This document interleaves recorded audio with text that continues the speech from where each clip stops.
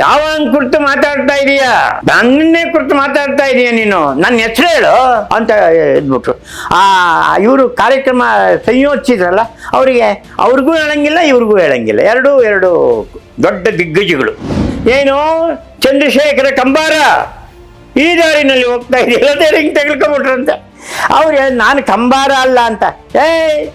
ಕಂಬಾರ ಅಂದ್ರೆ ಏನು ತಿಳ್ಕೊಂಡಿದ್ಯಾ ನೀನು? ಹಿಂಗೆ ಅವ್ರ ಮಾತುಗಳು. ಅವರು ಜೈಲಿಗೂ ಹೋಗಿದ್ರು. ಯಾವುದೊಂದು ಪದ್ಯ ಬರೆದ್ರು, ಅದು ಇಂಗ್ಲೀಷ್ನವ್ರು ವಿರೋಧಿ ಬರೆದಿದ್ದು ಅಂತೇಳಿ ಅವ್ರನ್ನ ತಗೊಂಡೋಗಿ ಹಿಂಡಲಗ ಅಂತನೋ ಯಾವುದೋ ಒಂದು ಊರಿನಲ್ಲಿ ಅವ್ರನ್ನ ಜೈಲಿಗೆ ಹಾಕಿದ್ರು. ನಾವು ಯಾರೂ ಬರೀಲಿಕ್ಕೆ ಬೇಂದ್ರೆಯವರು ಬಿಡಲಿಲ್ಲ.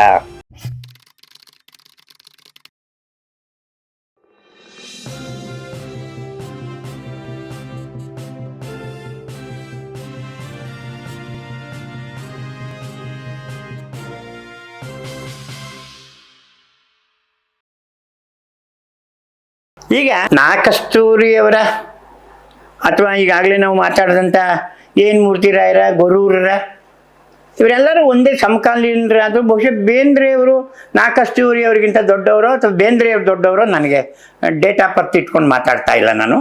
ಆದರೆ ಬೇಂದ್ರೆಯವರು, ದತ್ತಾತ್ರೇಯ ರಾಮಚಂದ್ರ ಬೇಂದ್ರೆಯವ್ರನ್ನ ನಾನು ಬೇಕಾಷ್ಟು ಸಲ ನೋಡಿದ್ದೀನಿ. ಬಹುಶಃ ಮೊದಲನೇ ಸಲ ನೋಡಿದ್ದು ನಾನು 70ನೇ ಇಸ್ವಿನಲ್ಲಿ ಅಂತ ಕಾಣಿಸುತ್ತೆ.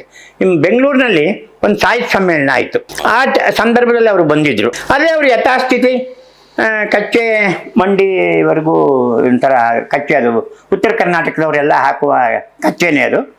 ಆಮೇಲೆ ಕೋಟ್ ಹಾಕಿದಂಗಿತ್ತು, ಜೊತೆಯಲ್ಲಿ ಒಂದು ಛತ್ರಿ ಇತ್ತು, ಕಂಕಳ ಛತ್ರಿ ಇಟ್ಕೊಂಡಿರೋರು, ಟೋಪಿ, ಒಳ್ಳೆ ಗಾರುಡಿಗಿನ ಥರ ಕಾಣ್ತವ್ರು. ಈ ನಮ್ಮ ಊರುಗಳಲ್ಲಿ ಅಲ್ಲಿ ಇಲ್ಲಿ ಎಲ್ಲ ಈ ಹಾವಾಡಿಗರು ಅವರೆಲ್ಲ ಇರ್ತಾರಲ್ಲ, ಪೊಂಗಿ ಹೋದವರು, ಅವರೆಲ್ಲ ಬಂದರೆ ಇದೇ ಥರ ಮೀಸೆ, ಕೆನ್ನೆ ಎಲ್ಲ ಒಳಗಡೆ ಹೊಟ್ಟೋಗಿತ್ತು ಬೇಂದ್ರೆಯವ್ರಿಗೆ ಆ ಕಾಲಕ್ಕೆ. ಚಿಕ್ಕ ವಯಸ್ಸಿನಲ್ಲಿ ಹೇಗಿದ್ರು ನಂಗೆ ಗೊತ್ತಿಲ್ಲ. ಆ ವಯಸ್ಸಿನ ಆ ಪ್ರೌಢ ವಯಸ್ಸಿನಲ್ಲಿ ಅವ್ರನ್ನ ನಾನು ನೋಡಿದ್ದು. ಅದೇ ಮಾತೆ ಅವ್ರು ಮಾತಾಡ್ತಾ ಇದ್ರೆ ಯಾವನು ಹೋಯ್ತಾ ಇದ್ದವನು ನಿಂತ್ಕೊಂಡು ಏನು ಹೇಳ್ತಾವನಪ್ಪ ಇವಯ್ಯ ಅಂತ ಕೇಳಬೇಕು ಅಂತ ಧ್ವನಿ, ಬಹಳ ದೊಡ್ಡ ಧ್ವನಿ. ಆಮೇಲೆ ಅವರು ಹೇಳಿಯೇ ಸಿದ್ಧ ಅಂತ ಇದು ಮಾಡ್ತಾಯಿದ್ರು. ಅವ್ರ ಜೊತೆ ಏನೋ ತಮ್ಮ ಅನ್ನೋ ಥರ ಮಾತಾಡ್ತಾಯಿದ್ರು.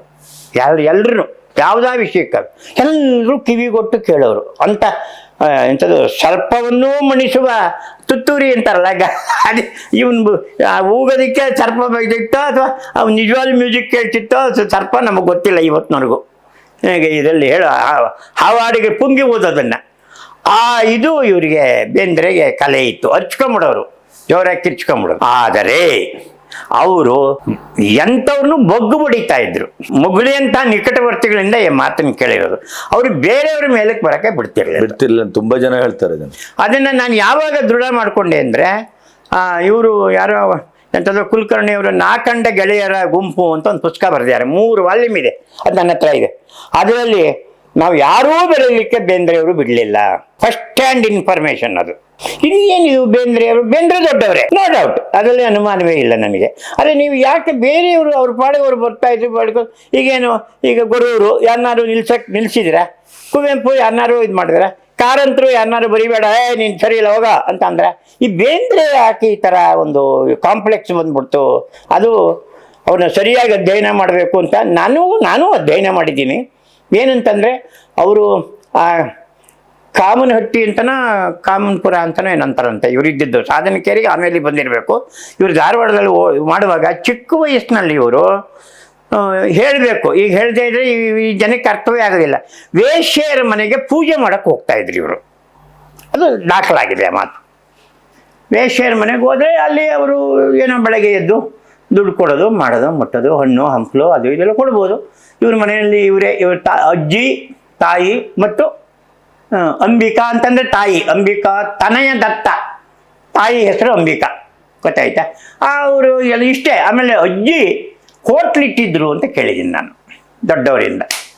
ಇವ್ರ ತಾಯಿ ಅದೇ ತಾಯಿ ತಾಯಿಯೋ ತಂದೆ ತಾಯಿಯೋ ಆಕೆ ನಂಗೆ ಗೊತ್ತಿಲ್ಲ. ಅಜ್ಜಿ ಹೋಟೆಲಿತ್ತು. ಅಲ್ಲಿಗೆ ಆಲೂರು ವೆಂಕಟರಾಯರು ಅವರು ಇವರು ಅಂತವರೆಲ್ಲ ಬರೋರಂತೆ ಆ ಹೋಟೆಲಿಗೆ. ಅದು ಸ್ವಾತಂತ್ರ್ಯದ ಹೋರಾಟದ ಕಾಲ, ಕನ್ನಡದ ಏಕೀಕರಣದ ಹೋರಾಟದ ಕಾಲ. ಎಲ್ಲರೂ ಅಲ್ಲಿ ಈ ಥರದ ಹೋರಾಟಗಾರರು ಅಲ್ಲೆಲ್ಲ ಸೇರ್ಕೊಳ್ಳೋದು, ಮಾತಾಡೋದು, ಮುಟ್ಟೋದು ಅದೆಲ್ಲ ಇದು ಇತ್ತು. ಅಲ್ಲಿ ಈತನ ಹುಟ್ಟು ಬೆಳವಣಿಗೆ ಆ ಥರ ಆಯಿತು ಅನ್ನುವ ಹಾಗೆ ಭಾಳ ಜನ ಹೇಳೋದನ್ನು ನಾನು ಕೇಳಿದ್ದೀನಿ. ದೊಡ್ಡವರು ರಾವ್ ಓದ್ದವ್ರು ಅಂತವರು ಇಂಥವರೆಲ್ಲ ನನ್ನ ಹತ್ರ ಹೇಳಿದ್ದೀನಿ, ಕೇಳಿಸ್ಕೊಂಡಿದ್ದೀನಿ. ಆಮೇಲೆ ಶ್ಯಾಮಸುಂದರ್ ಬಿದಿರ್ಕುಂದಿ ಆ ಸಂಸ್ಥೆ ಅಧ್ಯಕ್ಷರಾಗಿದ್ದರು, ನಾನು ಆತ ಇಬ್ಬರು ಗೆಳೆಯರು. ಸೊ ಈ ಪರಿಸ್ಥಿತಿ ಹಾಗಿತ್ತಪ್ಪ ಇಲ್ಲಿ, ಆ ಥರ ಹೀಗೆ ಅಂತ ಹೇಳಿದ್ರು. ಸೊ ಆಲೂರು ವೆಂಕಟರಾಯರ ಕೃಪಾಶ್ರಯದಲ್ಲಿ ದ.ರಾ. ಬೇಂದ್ರೆಯವರು ಬೆಳೆದರು. ಮೊದಲನೇ ಕವನ ಸಂಕಲನ ಅವರೇ ಪ್ರಕಟಿಸಿರಬೇಕು ಆಲೂರು ವೆಂಕಟರಾಯರು, ಗರಿಗಿಂತ ಮುಂಚೆ. ಅವ್ರ ಗರಿಯಿಂದನೇ ಎಲ್ಲರಿಗೂ ಕಾಮಕಸ್ತೂರಿ ಮತ್ತು ಏನೋ ಅಂತ ಒಂದು ಸಣ್ಣ ಪುಸ್ತಕ ಬಂದಿತ್ತಂತೆ ಮೊದಲು ಅವ್ರದ್ದು. ಭೈರಪ್ಪನವ್ರದ್ದು ಹೇಗೆ ಸಣ್ಣ ಪುಸ್ತಕ ಎಂಥದ್ದು ಭೀಮಕಾಯ ಅವು ಇವು ಒಂದು ಬಂದಾಗೆ, ನಿಜವಾಗಿಯೂ ಅವರು ಕಾದಂಬರಿಕಾರರು ಅಂತ ಹೇಳಿದ್ದು ಧರ್ಮಶ್ರೀಯಿಂದ. ಹಾಗೆ ಬೇಂದ್ರೆ ಅವರು ಮೊದಲು ಒಂದೆರಡು ಸಂಕಲನ ಬಂದಿತ್ತಂತೆ, ಅದನ್ನ ಆಲೂರು ವೆಂಕಟರಾಯರು ಒಂದು. ಆಮೇಲೆ ಅವರು ಯಾವಾಗಲೂ 3 ಜನ ಏನು ಕೆಲಸ ಮಾಡಿದ್ರು. ಒಂದು ದ.ರಾ. ಬೇಂದ್ರೆ ಅವರು, ಅಂಬಿಕಾತನಯ ದತ್ತ, ಇನ್ನೊಂದು ಗೋಕಾಕ್ ಅವರು, ವಿ.ಕೃ. ಗೋಕಾಕು, ಮೂರನೆಯವರು ಮುಗುಳಿ ಅವರು. ಈ 3 ಜನದ ಒಂದು ಟೀಮ್. ಆ G.B. ಜೋಶಿದು ಮನೋಹರ ಗ್ರಂಥಮಾಲೆ ಮಾಡೋಕ್ಕೂ ಇವರೇ ಕಾರಣರು. ಅದಕ್ಕೆ ಇವನೇ ಸಂಪಾದಕರು. 3 ಜನದ ಹೆಸರು ಇದೆ ಅದ್ರಲ್ಲಿ ನೋಡಿಬೇಕಾರೆ, ಇವರು ಇಲ್ಲ. ಸೊ ನಾನು 1-2 ಸಲ ಹೋಗಿದ್ದೆ ಧಾರವಾಡದಲ್ಲಿ ಫಂಕ್ಷನ್ನು ಅದು ಇದು ಇದ್ದಾಗ. ಆವತ್ತೊಂದು ದಿನ ನಾನು ಶಂಭಾ ಜೋಶಿ ಭಕ್ತ. ಅದು ನೆಕ್ಸ್ಟ್ ಅವ್ರ ಬಗ್ಗೆನೇ ಮಾತಾಡೋದು ನಾನು. ಶಂಭಾ ಜೋಶಿ ಅವರು ಏನೋ ಭಾಷಣ ಮಾಡ್ತಾಯಿದ್ರು. ಅವರು ಹೀಗೆ ಇನ್ ಜನರಲ್ ಆಗಿ ವಿಷಯ ಹೀಗಾಗುತ್ತೆ. ವ್ಯಕ್ತಿಯಾದವರು ಅವರು ಭಾಳ ಯಾರ ಬಗ್ಗೆಯೂ ಟೀಕೆ ಮಾಡೋರಲ್ಲ ಅವರು.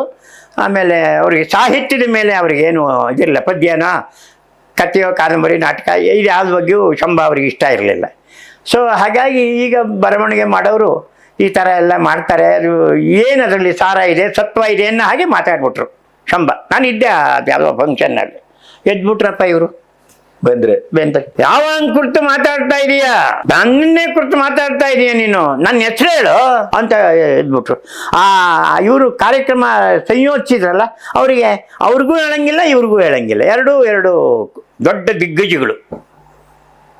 ಆಗ ಎಲ್ಲ ಗಲಿಬಿಲಿಯಿಂದ ರಂಪಾರಾಡಿಯಾಗಿ ಅದು ಕಾರ್ಯಕ್ರಮವೇ ಇದಾಗೋಯ್ತು. ಇದು ಬೇಂದ್ರೆ ಅವರ ಬುದ್ಧಿ. ಹಾಗೆ ಅವರು ಚಂದ್ರಶೇಖರ ಪಾಟೀಲ್ರಿಗೂ ಅದ್ಯಾವುದೋ ಒಂದು ಅಲ್ಲಿ ಹಳ್ಳಿ ಇದೆ, ರೈಲ್ವೆ ಹಳ್ಳಿ ಸಾಧನಕೇರಿ ಹತ್ರ ರೈಲು ಪಾಸ್ ಆಗೋ ಜಾಗದಲ್ಲಿ ಇವರೇನೋ ಕಾಲೇಜ್ ಆಯಿತು ಅಂತ ಹೇಳಿ ಸ್ಕೂಟ್ರಲ್ಲಿ ಹೋಗ್ತಾ ಇದ್ದವರು ಏನೋ ಕಣ್ಣಿಗೆ ಬಿದ್ದನಲ್ಲಪ್ಪ ಮಹಾನುಭಾವ ಅಂತೇಳಿ ನಮಸ್ಕಾರ ಮಾಡಿದಂತೆ. ಏನೋ ಚಂದ್ರಶೇಖರ ಕಂಬಾರ ಈ ದಾರಿನಲ್ಲಿ ಹೋಗ್ತಾ ಇದೆಯಲ್ಲ, ಹಿಂಗೆ ತೆಗೆದುಕೊಂಡ್ಬಿಟ್ರಂತೆ. ಅವ್ರು ನಾನು ಕಂಬಾರ ಅಲ್ಲ ಅಂತ. ಕಂಬಾರ ಅಂದರೆ ಏನು ತಿಳ್ಕೊಂಡಿದ್ದೆ ನೀನು, ಹಿಂಗೆ ಅವ್ರ ಮಾತುಗಳು ಶುರು. ಇದು ಬೇಂದ್ರೆ ಅವ್ರದ್ದು ಆ ಗೆಳೆಯರ ಗುಂಪು ಹಾಳಾಗಿ ಅವ್ರು ಎಂಥದೋ ಕುಲಕರ್ಣಿ ಅಂತ ಅವರು ಇನ್ಸಿಲ್ ನೆನಪು ಬರ್ತಾ ಇಲ್ಲ, ಹೇಳಿದ್ದಾರೆ ನಮ್ಮನ್ನೆಲ್ಲ ಹಿರ್ಗೂಡಿಸ್ಲಿಲ್ಲ ಅವರು. ಸರಿ, ಅವರು ದೊಡ್ಡವರು, ನಾವೇ ದೊಡ್ಡವರು ಅಂತ ಒಪ್ಕೊಳ್ತಾನೆ ಅವರು ಕೈ ಕೆಳಗಡೆ ನಾವು ಇದ್ದಿದ್ದು. ಆದರೂ ಕೂಡ ಅವರು ಅದೆಲ್ಲ ಕರ್ನಾಟಕ ಸಂಘದಲ್ಲಿ ಕುವೆಂಪುಗೆ ರಾಷ್ಟ್ರಕವಿ ಅಂತ ಕೊಟ್ಟಾಗ 67 ಇರಬೇಕು ಅಂತ ಅನ್ಕೋತೀನಿ, ನಿಜಲಿಂಗಪ್ಪನವ್ರ ಕಾಲದಲ್ಲಿ. ಅವ್ರಿಗೆ ಒಬ್ಬನಿಗೆ ರಾಷ್ಟ್ರಕವಿ ಕೊಡಬೇಕು ಅಂತ ಅವ್ರು ಗಿಂಡನ್ಗೆಲ್ಲ ಹೋಗಿ ಬಂದಿದ್ರು ನಿಜಲಿಂಗಪ್ಪ ಅವರು. ನಾವು ಇಲ್ಲಿ ಕನ್ನಡದ ಪೊಯೆಟ್ ಲಾರಿಯೇಟ್ ಅಂತ ಒಬ್ಬನ ಮಾಡಬೇಕು ಅಂತ ಭಾವನೆ. ಇವ್ರನ್ನ ಆರಿಸ್ಕೊಂಡ್ರು ಯಾವುದೋ ಕಾರಣಕ್ಕೆ. ಇವ್ರಿಗೆ ಸನ್ಮಾನ ಮಾಡೋಕ್ಕೆ ಶಿವಮೊಗ್ಗದಲ್ಲಿ ಕರ್ನಾಟಕ ಸಂಘದಲ್ಲಿ ಸನ್ಮಾನ ಮಾಡೋಕ್ಕೆ ಬೇಂದ್ರೆ ಅವ್ರನ್ನ ಕರೆದಿದ್ರು. ಅಯ್ಯೋ, ರಾಂಗ್ ಕಾಂಬಿನೇಷನ್. ನಮ್ಮ ಪುಟ್ಟಂಕದವರಿಗೆ ದಕ್ಷಿಣ ಕರ್ನಾಟಕದ ರಾಷ್ಟ್ರಕವಿ ಅಂತ ಪ್ರಶಸ್ತಿ ಕೊಟ್ಟಿದ್ದಾರೆ. ಇನ್ನೂ ಉತ್ತರ ಕರ್ನಾಟಕದ ರಾಷ್ಟ್ರಕವಿ ಅಂತ ಖಾಲಿ ಇದೆ ಅಂತ ಶುರು ಮಾಡಿದ್ರಂತೆ. ರಾಷ್ಟ್ರ ಅಂದ್ರೆ 2 ಹಾಗಾರೆ ಅಲ್ಲ, ಹೌದು ಲೆಕ್ಕ ಅಂದೇ ಬಿಟ್ರಂತೆ. ಏನು ನಡೀತಾವೆ ಮುಂದಕ್ಕೆ ಅದು ಕುವೆಂಪು ಅದಕ್ಕೆಲ್ಲ ಉಪ್ಪು ಸೊಪ್ಪು ಹಾಕೋರಲ್ಲ, ಕೇಳಿಸ್ಕೊಂಡು ಇರಲ್ಲ, ಕೇಳಿದವರು ಸುಮ್ಮನೆ ಆಗ್ಬಿಡ್ತಾರೆ, ಅದು ಬೇರೆ ವಿಷಯ. ಬಟ್ ಈ ಥರ ಆತನಿಗೆ ದೊಡ್ಡ ಕವಿ, ದೊಡ್ಡ ಬರಹಗಾರರು ಎಲ್ಲ ಸರಿ, ಅವ್ರು ಮಾಡಿರುವ ಮನಸ್ಸು ಒಂದು ಸ್ವಲ್ಪ ಸಂಕುಚಿತವಾದ ಮನಸ್ಸಿತ್ತು ಅಂತ ನನ್ನ ಭಾವನೆ. ಆಮೇಲೆ ಮೊದಲು ನೋಡಿ ಆಶ್ಚರ್ಯ ಅಂದರೆ 1930ನೇ ಇಸ್ವಿನಲ್ಲಿಯೇ ಗರಿ ಬಂದಿರೋದು, 1930ನೇ ಇಸ್ವಿನಲ್ಲೇ ಕೊಳಲು ಬಂದಿರೋದು ಕುವೆಂಪುದು, 1930ನೇ ಇಸ್ವಿನಲ್ಲಿಯೇ ನಲ್ವೆ ಅಂತ ನಮ್ಮ ಕಡಂಗೋಡ್ಲಿ ಶಂಕರ. ಆ 30 ಅನ್ನೋದು ಒಂದು ದೊಡ್ಡ ಲ್ಯಾಂಡ್ ಮಾರ್ಕ್ ಅಂತ ನಾನು ಇವತ್ತು ಹೇಳ್ತಾ ಇದ್ದೀನಿ. ಬ್ರಾಹ್ಮಣ ಮತ್ತು ನಾಯಿ ಕವಿತೆ ಬಂದದ್ದು ಅದೇ ಕುವೆಂಪು. ಹೌದು. ಸೊ ಇವೆಲ್ಲವೂ ಬಂದಿದ್ದು ಒಂದೇ. ಆದರೆ ಇವ್ರ ಕೈನಲ್ಲಿ ಜಯ ಕರ್ನಾಟಕ ಇತ್ತು. ಆಲೂರು ವೆಂಕಟರಾಯ ತರ್ತಾ ಇದ್ರನ್ನ ಇವ್ರಿಗೆ ಕೊಟ್ಬಿಟ್ಟಿದ್ರು, ಈ ಗೆಳೆಯರ ಗುಂಪಿಗೆ 3 ಜನಕ್ಕೆ. ಅದರಲ್ಲಿ ಗೋಕಾಕರ ಹೆಸರಿನಲ್ಲಿ ಜನ್ಮದಲ್ಲಿ ಕುವೆಂಪು ಕವಿ ಆಗಲ್ಲ ಅಂತ ಬರ್ಸಿದ್ದಾರೆ. ಅದು ನನ್ನ ಹತ್ರ ಇದೆ ಆ ಇಶ್ಯೂ ಸಂಚಿಕೆ. ಇದು ತುಂಬ ಇದಾಗೋಯ್ತು ಅಂತ ಆ ಕಾಲ 30ನೇ ಇಸ್ವಿನಲ್ಲಿ. ಇದು ಬೇಕಿತ್ತ ಬೇಂದ್ರೆಗೆ? ಬೇರೆಯವ್ರು ಬೆಳೆದ್ರೆ ಏನಂತ ಇದು ಅನ್ನೋದು ನನಗೆ ಇವತ್ತಿಗೂ ಅರ್ಥ ಆಗಿಲ್ಲ. ಬಟ್ ಆಮೇಲೆ ಅವರು ಮಾತಾಡ್ದೇನೇನಿಲ್ಲ. ಕುವೆಂಪು ಅವರ ರಾಮಾಯಣದಷ್ಟೇ ರಾವಣನ ಕುರಿತವರು ಒಂದು ಪಾತ್ರ ಚಿತ್ರಣವನ್ನು ಒಂದು ವಿಶೇಷ ಉಪನ್ಯಾಸವಾಗಿ ಮಾಡಿದ್ದಾರೆ. ಅದು ಹೇಳಿದ್ನಲ್ಲ, ಅವರಲ್ಲಿ ಅದು ಒಳಗಡೆ ಇದ್ಬಿಟ್ಟಿತ್ತು. ಇವರಿಗೆ ಎಲ್ಲ ಥರದ ಸಲ್ತಾ ಇದೆ, ನನಗೆ ಸಲ್ತಾ ಇಲ್ಲ. ಹೌದೌದು. ಅವ್ರು ನೋಡಿ, ಅವರು ಸಾಹಿತ್ಯ ಸಮ್ಮೇಳನ ಅಧ್ಯಕ್ಷ ಆದರು, ಆಮೇಲೆ ಜ್ಞಾನಪೀಠನೂ ಬಂತು, ಕೇಂದ್ರ ಸಾಹಿತ್ಯ ಅಕಾಡೆಮಿನೂ ಬಂತು, ಎಲ್ಲವೂ ಬಂತು. ಈ ಯಾವುದೋ ಈ ರಾಷ್ಟ್ರಕವಿಯೋ ಇನ್ನೊಂದೋ ಏನೋ ಬರಲಿಲ್ಲ ಅಂದರೆ ಅದಕ್ಕೆ ಅಷ್ಟೊಂದು ಅಸಮಾಧಾನ ಪಟ್ಟುಕೊಳ್ಳುವಂಥ ಅಗತ್ಯ ಇರಲಿಲ್ಲ. ಅವ್ರಿಗಿತ್ತು. ನಾನು ಅದಕ್ಕೆ ಅರ್ಹ ಅಂತ ಅವ್ರಿಗೆ ಅನಿಸಿದರೆ ಅದು ತಪ್ಪು ಇಲ್ಲ ಅಂತ ನಾನು ಹೇಳೋಕ್ಕಾಗಲ್ಲ, ತಪ್ಪು ಅಂತ ಪೂರ್ತಿ ಹೇಳೋಕ್ಕಾಗಲ್ಲ. ಹಾಗೆ ನೀವು ಶ್ರೀರಂಗ್ರ ಜೊತೆ ಯಾಕೆ ಜಗಳ ಆಡ್ತಾ ಇದ್ರಿ? ಕುವೆಂಪು ಬಿಟ್ಟರೆ ಶೂದ್ರ. ಶ್ರೀರಂಗರು ಅಲ್ಲೇ ಕರ್ನಾಟಕ ಕಾಲೇಜಿನಲ್ಲಿ ಇಬ್ಬರು, ಅವರು ಸಂಸ್ಕೃತದ ಮೇಷ್ಟ್ರಾಗಿದ್ದರು. ಇವರಿಬ್ಬರು 2 ಗುಂಪು, ಬೇಂದ್ರೆಯವ್ರ ಗುಂಪೊಂದು, ಶ್ರೀರಂಗರು ಗುಂಪೊಂದು. ಇದು ಹೀಗಾಗಿ ನಾನು ಅನ್ಕೋತೀನಿ, ಈಗ ನವೋದಯ ಅನ್ನುವಂತಹ ಕಲ್ಪನೆ ಇದೆಯಲ್ಲ, ಅದು ಯಾರೂ ನಾವು ನವೋದಯದ ಲೇಖಕರು ಅಂತ ಯಾರು ಬೋರ್ಡ್ ಹಾಕ್ಕೊಂಡು ಇದು ಮಾಡಿದ್ದಿಲ್ಲ. ಅಥವಾ ಪರಸ್ಪರ ನಾವು ನವೋದಯ ಸಾಹಿತಿಗಳು ಇಲ್ಲಿ ಸೇರಿದ್ದೇವೆ ಅಂತ ಎಂದು ಇದು ಮಾಡಿದ್ದು ಇಲ್ಲ, ಯಾರೂ ಇಲ್ಲ. ಇದುವರೆಗೆ ನಾನು ಹೇಳ್ಕೊಂಬಂದೆ, ಇವ್ರು ಯಾರು ಕೂಡ ಈ DVGನ ನವೋದಯ ಸಾಹಿತಿ ಅಂತನೋ ಈ ಥರ ನಾವು ಯಾರನ್ನೂ ಕರೆದಿಲ್ಲ. ಈ ವಿಮರ್ಶಕರ ಹಾವಳಿ ಇದು ಏನೋ ಸಾಹಿತ್ಯದ ಗೋಳಿಗೆ ಮಾಡಿರುವಂಥದ್ದು ಅಂತ ನನ್ನ ಅಭಿಪ್ರಾಯ. ಯಾಕೆ ಅಂತ ನಾನು ಮುಂದೆ ಕುವೆಂಪು ಇದರಲ್ಲಿ ಹೇಳ್ತೀನಿ ಬೇಕಾದ್ರೆ ನಾನು ಯಾಕೆ ಅಂತ. ಅಲ್ಲ, ಅವ್ರ ಪಾಡಿಗೆ ಅವ್ರು ಬರವಣಿಗೆ ಒಬ್ಬೊಬ್ರು ಬೇಂದ್ರೆ ಥರ ಮಾಡ್ಕೊಂಡು ಬಂದರು, ಕಾವ್ಯನ ಬರ್ಕೊಂಬಂದರು, ನಾಟಕ ಬರ್ಕೊಂಬಂದರು, ವಿಮರ್ಶೆ ಬರ್ಕೊಂಬಂದರು. ಅವ್ರಿಗೆ ಕಾದಂಬರಿ ಬರೆಯೋಕ್ಕಾಗಲಿಲ್ಲ. ಬರಿಬೇಕು ಅಂತ ಯಾರು ಅವ್ರನ್ನೇನು ನಾವು ಇವತ್ತೇನು ಹೇಳ್ತಾ ಇಲ್ಲ. ಅಥವಾ ಅವರು ಮಹಾಕಾವ್ಯ ಬರೀಲಿಕ್ಕಾಗಲಿಲ್ಲ. ಅದು ಒಂದು ತಮಾಷೆಯ ಪ್ರಸಂಗ ಇದೆ. ಎಲ್ಲರೂ ಏನು ಹೇಳೋದು ಅಂತಂದರೆ, ಇವ್ರನ್ನ ಕೂಡ ಹಾಕಿ ರೂಮಲ್ಲಿ ಒಂದು ಏನು ಬರೀರಿ, ಒಂದು ವಸ್ತು ಕೊಟ್ಟು ಇದರಲ್ಲಿ ಒಂದು ಕಾವ್ಯ ಬರೀರಿ ಅಂತ ಹೇಳಿದಂತೆ ಅವ್ರಿಗೆ ತಲೆ ಚಿಟ್ಟು ಹಿಡಿದೋಗ್ಬಿಡ್ತಂತೆ ಬೇಂದ್ರೆಗೆ. ಆಗಲಿಲ್ಲ. ಅವ್ರಿಗೆ ಕೂತು ಬರೆಯುವ ಇದು ಅವ್ರಿಗಿರಲಿಲ್ಲ. ಕಾವ್ಯ ಬರೀತಾ ಇದ್ರು. ಅದರಲ್ಲಿ ಇದ್ದಿದ್ರಲ್ಲಿ ಸಖಿ ಗೀತನೇ ದೊಡ್ಡದು ಬರೆದಿರೋದು. ಅದು ಒಳ್ಳೆ ಶ್ರೇಷ್ಠ ಕಾವ್ಯವೇ, ಅನುಮಾನವೇ ಇಲ್ಲ. ಆದರೆ ಅವರು ಯಾವುದೋ ಒಂದು ದೊಡ್ಡ ವಸ್ತು ತಗೊಂಡು ರಾಮಾಯಣ ಮಹಾಭಾರತ ಆಗಲಿ ಅಥವಾ ಅವರ ಜೀವನದ ಯಾವುದೋ ಒಂದು ತಗೊಂಡು ಚಾರಿತ್ರಿಕವಾಗಿ ಕಾವ್ಯ ಅಂತಂದರೆ ನನ್ನ ಪ್ರಕಾರ ತೆಲುಗಿನಲ್ಲಿ ಶಿವಾಜಿ ಕುರಿತು ಇದೆ, ಎಲ್ಲರ ಕುರಿತು ಮಹಾಕಾವ್ಯಗಳು ಬಂದ್ಬಿಟ್ಟಿದೆ ಸಮಕಾಲೀನ ಇದರಲ್ಲಿ. ನಮ್ಮ ಕನ್ನಡದಲ್ಲಿ ಆ ಥರ ಚಾರಿತ್ರಿಕವಾದ ಮಹಾಕಾವ್ಯ ಬರಲೇ ಇಲ್ಲ, ಇವತ್ತಿಗೂ ಬಂದಿಲ್ಲ. ಯಾಕೆಂದರೆ ಬರೆಯಲ್ಲ, ಕೂತು ಬರೀಬೇಕಲ್ಲ, ಅದನ್ನು ಧ್ಯಾನಿಸಿ ಕಾವ್ಯಕ್ಕೆ ಅದನ್ನು ಅಳವಡಿಸಿ ಅದನ್ನು ತರಬೇಕು. ಬೇಂದ್ರೆನೂ ಮಾಡಲಿಲ್ಲ.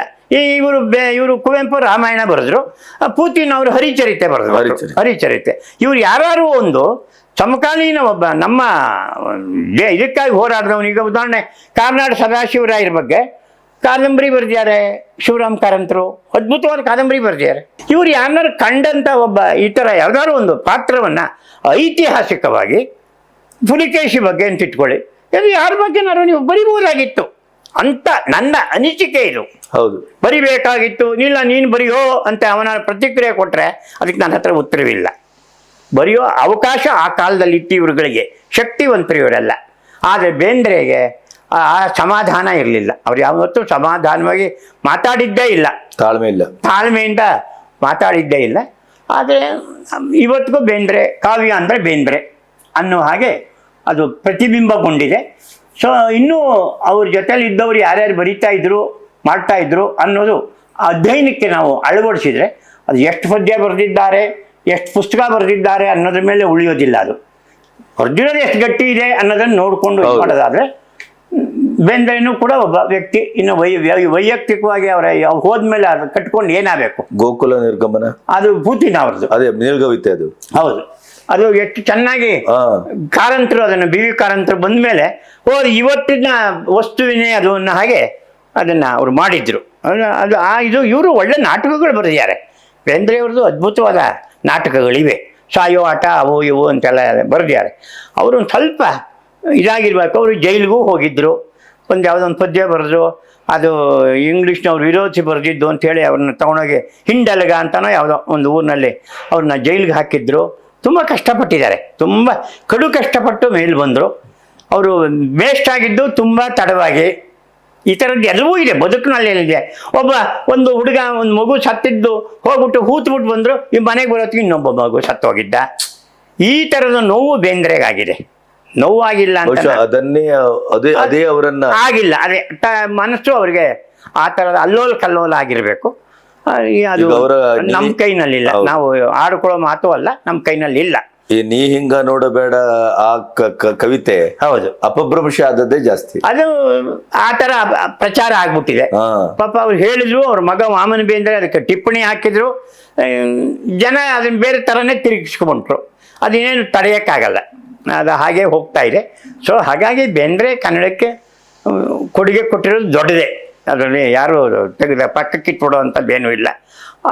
ಇದು ಒಂದು ಸ್ವಲ್ಪ ಇರಬೇಕಾಗಿತ್ತು ವಾತಾವರಣವನ್ನು. ಅವರು ಹೊರಗೇನೆ ಒಂದು ಯೂನಿವರ್ಸಿಟಿ ಕಟ್ಟೋದಕ್ಕೆ ಅವ್ರಿಗೆ ಸಾಧ್ಯತೆ ಇತ್ತು, ಆ ಶಕ್ತಿ ಇತ್ತು ಅವ್ರಿಗೆ. ಅದು ಅವ್ರೇನು ಬಯಸಲಿಲ್ಲ ಅವರು. ಹಾಗಾಗಿ ದ.ರಾ. ಬೇಂದ್ರೆ ಅವರು ಯಾವತ್ತಿಗೂ ಕನ್ನಡದಲ್ಲಿ ಅವ್ರದ್ದು ಉಳಿಯುತ್ತೆ. ಜನದ ಮಧ್ಯೆ ಇದ್ದಾರೆ ಅವರು, ಜನರ ಹೃದಯದಲ್ಲಿ ಅವರಿದ್ದಾರೆ.